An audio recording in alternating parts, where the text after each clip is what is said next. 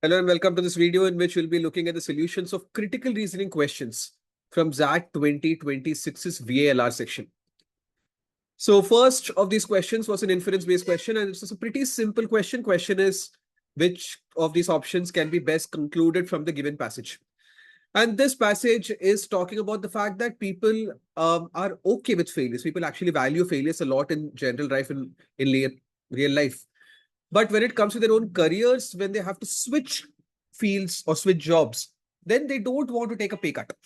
So they don't extrapolate the same importance that they give to failures in order to succeed as to take pay cuts to move to a new company, to a new role, and to a new position. That duality, that I won't call it hypocrisy, it shouldn't be hypocrisy, much more milder version of hypocrisy, that unknowing duality of man is what the author is pointing out in this particular passage. Now, looking at the options, let's first try to eliminate the options which are definitely incorrect.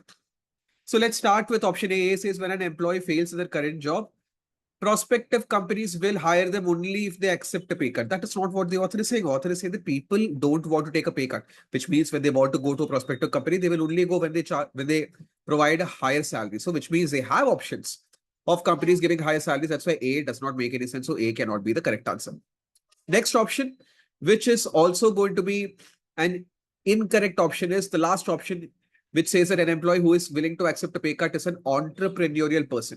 See, entrepreneurship is given here when the author is talking about the spirit of failure. Importance of failure is recognized, then that is what is attributed as a quality that is required for entrepreneurship. It's not with respect to changing of jobs. So it is combining, concatenating two very separate parts of the passage. So E is absolutely not the correct answer.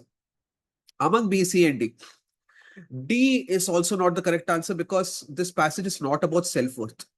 It is not about what is their worth and what is not. That's not what the passage is talking about. The passage is talking about duality in terms of valuing failure, but not valuing the importance of a pay cut. So D cannot be the correct answer.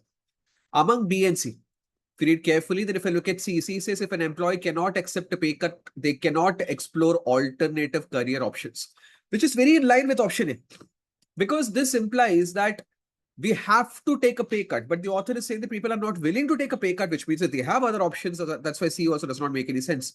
So only B is the possible correct answer. When attempting to switch careers, an employee should be ready to take some risks. Risk in terms of pay cut. So just like we should be okay with failures, we should be okay to take risks of having a lower salary and then learning something new. That is what the author is trying to point out, that if you value failure, value pay cut as well. So B is the absolute correct answer. I think this was a simple question of critical reasoning. Next question of critical reasoning in the paper was a very short passage. It said reliability is magnetic because humans are hardwired to avoid risk. So once you prove yourself trustworthy and reliable, you become the default choice for opportunities without ever asking for them. So these couple of sentences, or this one sentence, in fact, is telling us that if we are reliable, if we complete multiple good tasks correctly, and if you become reliable, then automatically opportunities will start coming towards us. We don't need to do anything else apart from being reliable. And among the options, I have to choose an option which contradicts this conclusion. So understand the conclusion. First, you have to understand the conclusion and we have to reach the opposite of it. So conclusion is that reliability is all that is required to receive opportunities to do work. So I have to contradict this. If I look at the options, then only one option is directly contradicting this conclusion, which is option E. Opportunities only come to those who actively chase them. So which means that he is saying that reliability does not matter. Only if you chase opportunities will it come to you. Whereas the conclusion is that if you're reliable, you don't have to chase anything. Opportunities will automatically come to you. That's why E is exact opposite of whatever the passage is saying. Let me look at the remaining options as well to prove why they are wrong. A says being dependable turns a person into the most favorite one. That's what the passage is saying, that you become a favorite, you become favored. Favorite becomes the same thing, favored for opportunity. So A is correct. B says predictability becomes a competitive advantage in a chaotic world. That's what reliability is. When you're reliable, then you're predictable. I can predict that you will be able to complete the task. So it is an advantage. That's why B is absolutely in tune with the conclusion of the passage. C says people gravitate towards those who consistently reduce uncertainty. Again, the same thing as option B. That's why C is also absolutely in line with whatever the passage is saying. And D says those that are not preferred for critical tasks are unreliable. So this is flipping the premise. The premise is talking about reliability leading to receiving of more opportunities. It is not talking about who are unreliable. So D is not directly talked about in the passage. That's why D cannot be the correct answer, whereas E is what you can directly conclude from the passage, and that's why, or is directly contradicting whatever you can conclude from the passage. That's why E is the correct answer. Last of the critical reasoning questions. This is the question that I have a problem with. And I'll explain what the problem is eventually when we come down to the last two options.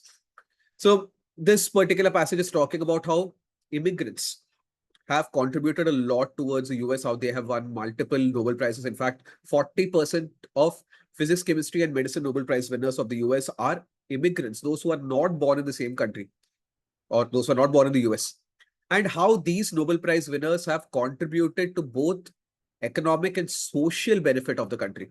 They have built multiple trillion-dollar companies in Silicon Valley, and they have also contributed to making US a dynamic economy.